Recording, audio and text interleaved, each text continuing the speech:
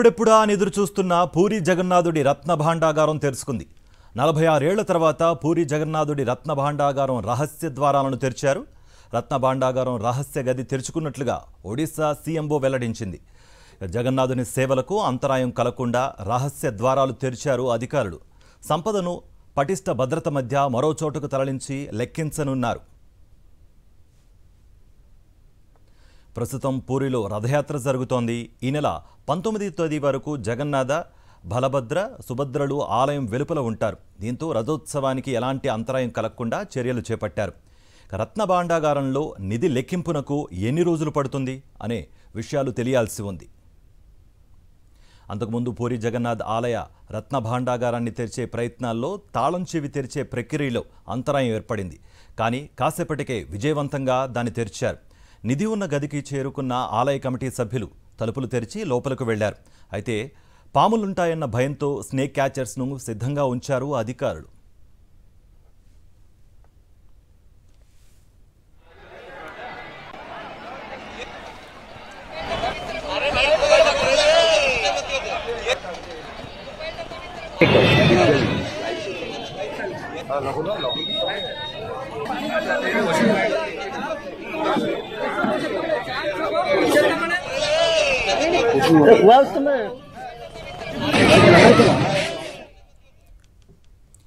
ఎప్పుడెప్పుడా అని ఎదురు చూస్తున్న పూరి జగన్నాథుడి రత్న భాండాగారం తెరుచుకుంది. 46 ఏళ్ల తర్వాత పూరి జగన్నాథుడి రత్న భాండాగార రహస్య ద్వారాలను తెరిచారు అధికారులు. రత్న భాండాగారం రహస్య గది తెరుచుకున్నట్లుగా ఒడిశా సీఎంఓ వెల్లడించింది. జగన్నాథుని సేవలకు అంతరాయం కలగకుండా రహస్య ద్వారాలు తెరిచారు అధికారులు.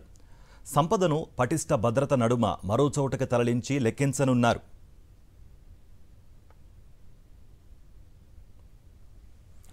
ప్రస్తుతం పూరిలో రథయాత్ర జరుగుతోంది.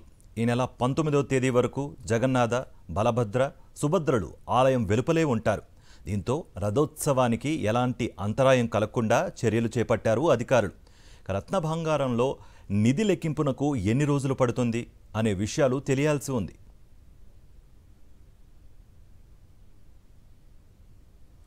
అంతకుముందు పూరి జగన్నాథ్ ఆలయ రత్న భాండాగారాన్ని తెరిచే ప్రయత్నాల్లో భాగంగా తాళం చెవి తెరిచే ప్రక్రియలో అంతరాయం ఏర్పడింది. కానీ కాసేపటికే విజయవంతంగా దాన్ని తెరిచారు. నిధి ఉన్న గదికి చేరుకున్న ఆలయ కమిటీ సభ్యులు తలుపులు తెరిచి లోపలకు వెళ్లారు.